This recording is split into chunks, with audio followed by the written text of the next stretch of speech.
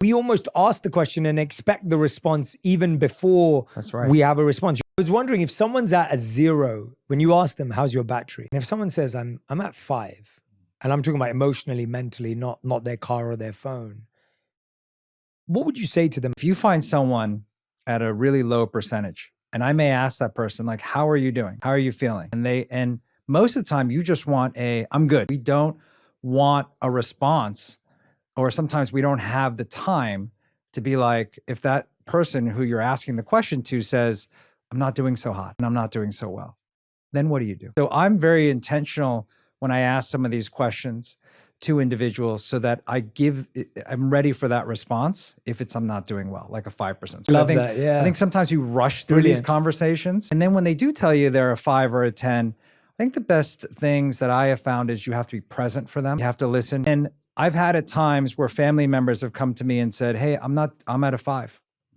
And we start to break it down. Think about your phone. And we do checks on our phone. And there's things on your phone that drain your battery more than other applications. And they're like, yeah, it's like when you go and Apple shows you what's draining or taking up all your memory. And what happens when you start to delete some of those things? Or what happens when you start to recognize what's causing it? They're like, oh, my battery is much more efficient. So what's causing that in your personal life right now?